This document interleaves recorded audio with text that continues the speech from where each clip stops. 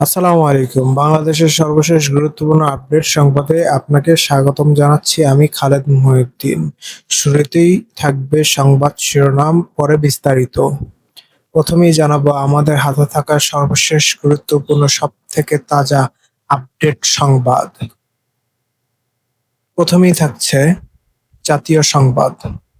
কয়েকটি রাজনৈতিক দলের চাপে দিশেহারা সরকার। এবি পার্টির চেয়ারম্যান মুজিবুর রহমান মঞ্জু বলেছেন, অন্তর্বর্তীকালীন সরকারের নিরপেক্ষতা প্রশ্নবিদ্ধ। এরপরই থাকছে প্রধান উপদেষ্টার সৌদি সফর বাতিল। প্রধান উপদেষ্টা ডক্টর মোহাম্মদ ইউনূসের সৌদি আরব সফর বাতিল হয়েছে। আরও থাকছে বাংলাদেশে ইসরায়েলি শিপিং নেটওয়ার্কের গোপন উপস্থিতি। বাংলাদেশের শিপিং খাতে এক অদৃশ্য নেটওয়ার্ক গড়ে উঠেছে, যা ব্যবসার আড়ালে আন্তর্জাতিক কূটনীতি, রাজনীতি এবং নিরাপত্তা প্রশ্নে নতুন বিতর্ক সৃষ্টি করেছে। এরপর থাকছে নাসিরুদ্দিন পাটোয়ারীর পদত্যাগ ইস্যুতে যা বলছেন এনসিপি নেতারা। জাতীয় নাগরিক পার্টি এনসিপির মুখ্য সমন্বয়ক নাসিরুদ্দিন পাটোয়ারী পদত্যাগ করেছে এমন খবরকে গুজব ও ভিত্তিহীন বলে দাবি করেছেন দলটির একাধিক নেতা। সর্বশেষ থাকছে সেনা কর্মকর্তাদের পক্ষে না লড়ার যে কারণ জানালেন আইনজীবী সারওয়ার। আন্তর্জাতিক অপরাধ ট্রাইব্যুনালে বিচারের মুখোমুখি ১৫ সেনা কর্মকর্তার পক্ষে আইনি লড়াই করবেন না বলে ঘোষণা দিয়েছেন আইনজীবী এম সারওয়ার হোসেন। প্রিয় দর্শক, এতক্ষণ শুনছিলেন সংবাদ শিরোনাম, এখন বিস্তারিত। তবে তার আগে বন্ধুরা, অনুরোধ থাকবে এই সংবাদটিতে একটি লাইক দিন। এই চ্যানেলে আপনি নতুন হয়ে থাকলে আমাদের সংবাদটি দেখতে দেখতে চ্যানেলটি সাবস্ক্রাইব করে রাখুন। কমেন্ট করে বন্ধুরা আপনার মূল্যবান মতামত জানিয়ে দিন আপনি বিশ্বের কোন দেশ থেকে বা বাংলাদেশের কোন স্থান থেকে আমাদের সঙ্গে যুক্ত রয়েছেন। আর বন্ধুরা, সংবাদটি আপনার সোশ্যাল মিডিয়া ফেসবুকে শেয়ার করে বন্ধুদেরও দেখার সুযোগ করে দিন। গাজা যুদ্ধে আপনি যদি নিরীহ ফিলিস্তিনিদের ভালোবেসে থাকেন, কমেন্টে ইয়েস লিখে তা বিশ্ববাসীকে জানিয়ে দিন। এবারে বিস্তারিত। কয়েকটি রাজনৈতিক দলের চাপে দিশেহারা সরকার। এবি পার্টির চেয়ারম্যান মুজিবুর রহমান মঞ্জু বলেছেন, অন্তর্বর্তীকালীন সরকারের নিরপেক্ষতা প্রশ্নবিদ্ধ। তারা একেকবার একেক দলকে, আরেকবার আরেক দলকে খুশি করে চলার নীতি গ্রহণ করেছে। কখনো কখনো মনে হয়েছে কয়েকটি রাজনৈতিক দলের চাপে তারা দিশেহারা। তারা যে সুষ্ঠু নির্বাচন করতে পারবেন সে ব্যাপারে আস্থা স্থাপন করা কঠিন। শুক্রবার ঝিনাইদহ সফরকালে শহরে একটি রেস্তোরাঁয় স্থানীয় গণমাধ্যমকে সাথে মতবিনিময়কালে এ সকল কথা তিনি জানান। ঝিনাইদহ জেলা আহ্বায়ক অ্যাডভোকেট মতিউর রহমানের সভাপতিত্বে প্রধান অতিথির বক্তব্যে তিনি এসব কথা বলেন। উক্ত মতবিনিময় সভায় বিশেষ অতিথি হিসাবে উপস্থিত ছিলেন সাংগঠনিক সম্পাদক খুলনা ইয়ামিনুর রহমান ও যুব পার্টির সদস্য সচিব হাদিউজ্জামান খোকন। তিনি বলেন, গণঅভ্যুত্থানের পর প্রশাসনকে সুষ্ঠুভাবে পুনর্গঠন করা যায়নি। নানামুখী বিশৃঙ্খলার কারণে এখনো নিশ্চিত নয় যে নির্বাচন সুষ্ঠু হবে কি না। বিএনপি জামায়াত এনসিপি দ্বন্দ্বে আইনশৃঙ্খলা রক্ষাকারী বাহিনীও কঠোর অবস্থান নিতে পারছে না। এটি খুবই দুঃখজনক। হাসিনা একদলীয় ব্যবস্থা কায়েম করে নির্বাচন ব্যবস্থাকে ধ্বংস করে দিয়েছেন। সাংবাদিক মাহমুদুর রহমান ও প্রবীণ সাংবাদিক আবুল আসাদকে শারীরিকভাবে আক্রমণ করে কারাগারে নিক্ষেপণ করা হয়েছিল। সাগর রুনির হত্যার রহস্য বছরের পর বছরেও উদ্ঘাটন করা যায়নি। দেশের সম্পদ বিদেশে পাচার করে অর্থনীতি ধ্বংস করা হয়েছে। তিনি আরো বলেন, নিয়োগ ও বদলি বাণিজ্য চলছে হরহামেশাই, যেটি আমরা গণঅভ্যুত্থান পরবর্তীতে প্রত্যাশা করিনি। রাষ্ট্রের কাছে আমাদের দাবি খুবই সামান্য, শুধু নাগরিক অধিকার ফিরে পেতে চাই। দেশে মাদকাসক্ত তরুণদের নিয়ে অভিভাবকরা উদ্বিগ্ন, চাঁদাবাজদের দৌরাত্ম্যে মানুষ অতিষ্ঠ। ঝিনাইদহের যোগাযোগ ব্যবস্থার অবস্থা করুন, বিশেষ করে যশোর থেকে ঝিনাইদহ পর্যন্ত সড়কের অবস্থা এতটাই শোচনীয়। এবি পার্টির চেয়ারম্যান আরো বলেন, কে ভারতের দালাল, কে পাকিস্তানের দালাল, এসব নিরর্থক বিতর্কে জাতিকে জড়ানো হচ্ছে। কে মৌলবাদী, কে নাস্তিক, এসব প্রশ্নে বিভাজন সৃষ্টি করা হচ্ছে। জুলাই অভ্যুত্থানের পরও রাজনৈতিক দলগুলো অহেতুক বিতর্ক বন্ধ করতে পারছে না। রাজনৈতিক দলগুলো বেকার সমস্যার সমাধানে কার্যকর কোনো সুনির্দিষ্ট পরিকল্পনা দিতে পারছে না। মুখস্থ সমাধান নয়, বাস্তবিক ও পরিকল্পনা মাফিক সমাধান প্রয়োজন। জুলাই অভ্যুত্থানে এবি পার্টির ভূমিকা ছিল প্রশংসনীয় এবং জনগণের কাছে তা সমাদৃত হয়েছেন।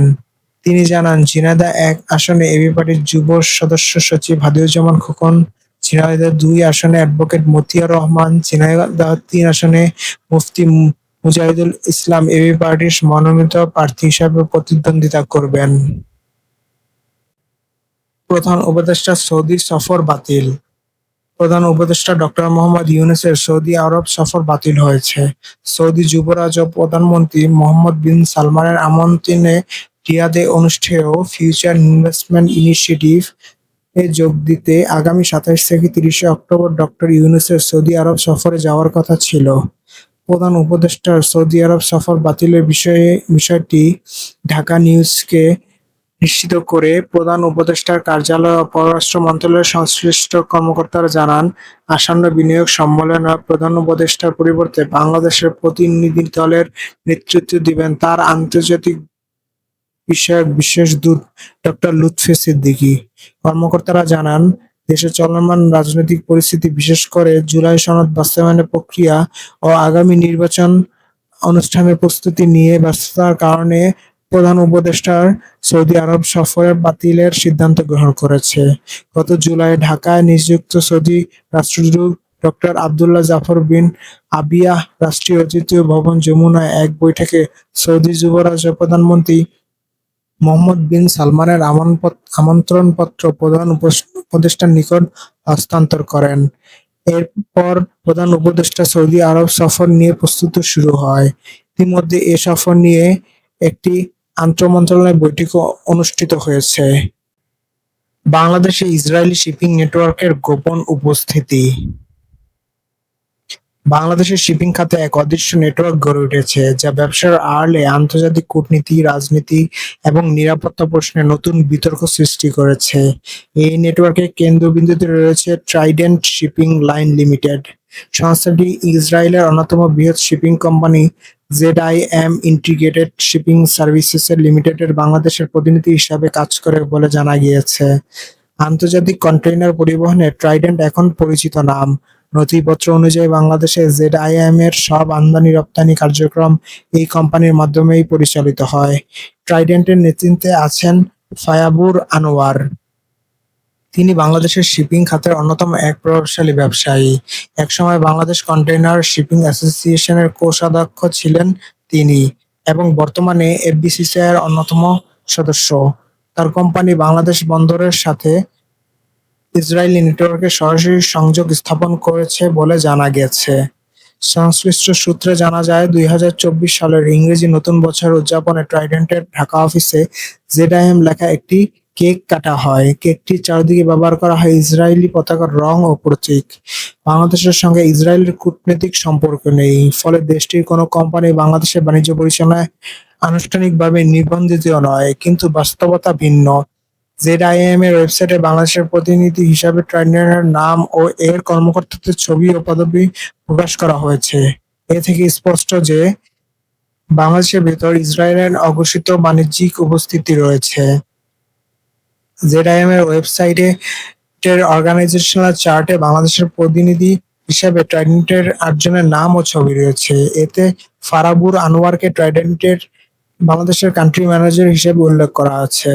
আর যারা রয়েছেন CFO Abu Jafar, port captain Ali Yusuf, customer service manager Asad Khan, GM sales Gautam Chandra Das, serial general manager import and claims Delwar Hossain, IT manager Ujjwal Kumar ও এইচআর ম্যানেজার ওয়ারদা সাইয়েদা।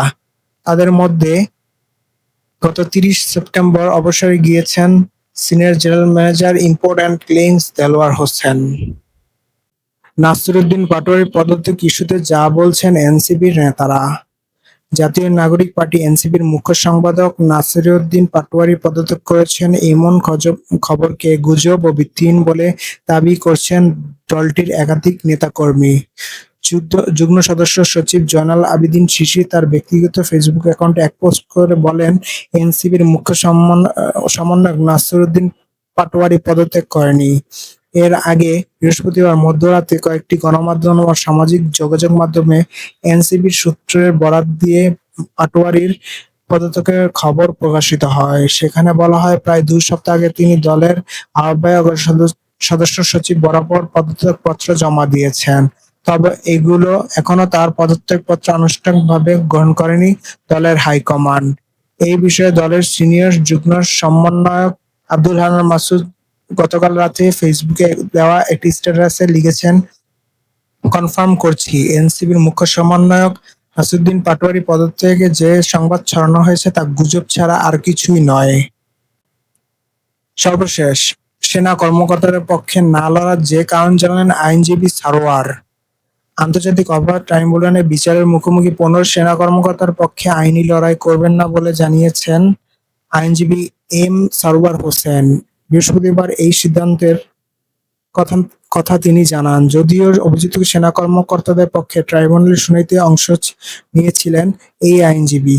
ব্যাপকভাবে সমালোচিত এই সেনা কর্মকর্তার পক্ষে না লড়ার বিষয়ে সুপ্রিম কোর্টের এই আইনজীবী বলেন, মামলায় যে ১৫ জন সেনা কর্মকর্তার হয়ে তিনি আইনি লড়াইয়ে নেমেছেন, তাদের মধ্যে একজনের বিরুদ্ধে অতীতে নিজেই অভিযোগ দায়ের করেছিলেন। তিনি আরো জানান, অতীতের ৩ সেনা কর্মকর্তার বিরুদ্ধে গুমের যে অভিযোগ তিনি করেছিলেন, ১৫ জনের মধ্যে তাদের মধ্যে একজন রয়েছে।